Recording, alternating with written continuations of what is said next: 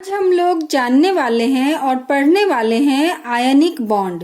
जब किसी एटम के बाहरी सेल का इलेक्ट्रॉन जो निगेटिवली चार्ज है वो दूसरे एटम को दे देता है, एक इलेक्ट्रॉन दूसरे को दे देता है तो पहले वाले के ऊपर पॉजिटिवली चार्ज हो जाता है और दूसरे वाले के ऊपर निगेटिव चार्ज हो जाता है। ठीक है।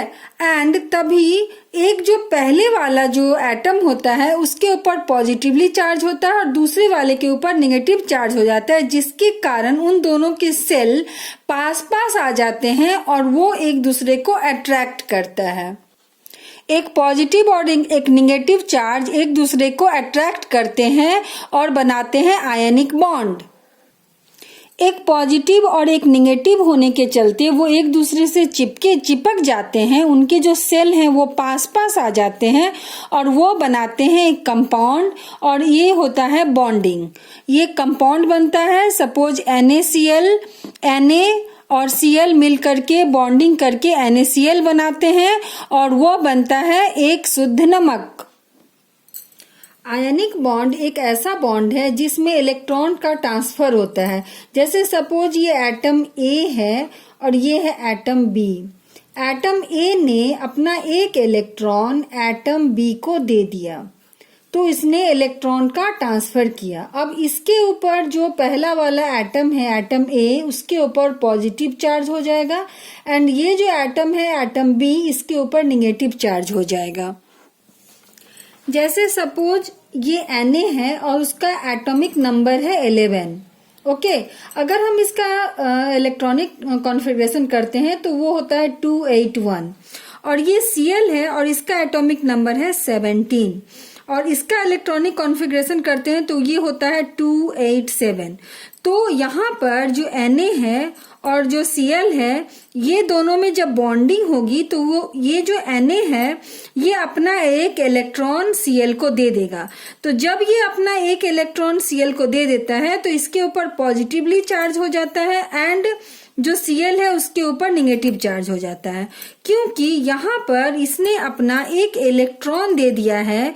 क्योंकि जितने नंबर ऑफ इलेक्ट्रॉन होते हैं उतने ही नंबर ऑफ प्रोटॉन होते हैं और प्रोटॉन का चार्ज होता है प्लस, तो इसने अपना एक निगेटिवली चार्ज पार्टिकल से Cl को दे दिया तो इसके पास एक प्रोटॉन बढ़ गया जिसके वजह से इसके ऊपर हो गया पॉजिटिवली चार्ज एंड इसके ऊपर क्या हुआ कि एक निगेटिवली चार्ज जो सोडियम का था वो चला गया Cl में, तो इसके ऊपर क्या हो गया, यहाँ पर निगेटिव चार्ज हो गया। ठीक है।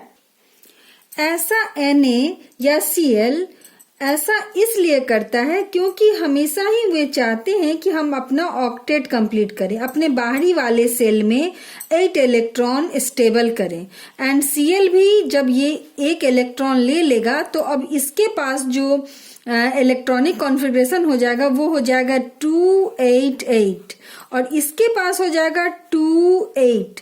मतलब ये जो Na है इसने भी अपना ऑक्टेट कंप्लीट कर लिया और जो Cl है ये भी अपना ऑक्टेट कंप्लीट कर लिया, जो कि इसका सबसे आउटर मोस्ट सेल है। आउटर मोस्ट सेल में ये चाहता है सोडियम या Cl कि हम अपना ऑक्टेट कंप्लीट करें। ठीक है, तो इस तरह से वो स्टेबल हो जाते हैं और बनाते हैं NaCl। हर एक एटम इलेक्ट्रिकली न्यूट्रल होते हैं। जितने number of positively charge particle proton होते हैं उतने ही number of negatively charge particle electron होते हैं। इसीलिए ये जो एटम होते हैं वे हमेशा ही इलेक्ट्रिकली न्यूट्रल होते हैं। ये रहा NaCl का बॉन्ड फॉर्मेशन। ये है Na, ये है Na आयन। ओके, एंड ये है Cl, ये है Cl आयन। ठीक है, ये Cl आयन जो कि माइनस चार्ज है और जो Na है उसके ऊपर पॉजिटिव है और जो Cl के ऊपर क्या है, नेगेटिव चार्ज है। ठीक है। ओके, अपोजिट पोल्स के अट्रैक्शन के वजह से, ठीक है, अपोजिट पोल्स के अट्रैक्शन के वजह से बना NaCl। ओके, NaCl एक बार फाइनली हम लोग आयनिक बॉन्ड का डेफिनेशन जानेंगे। Ionic bond is a type of chemical bond that involve the electrostatic attraction between opposite charge ion और between two atoms with sharply different electronegative and is the primary interaction occurring in ionic compound.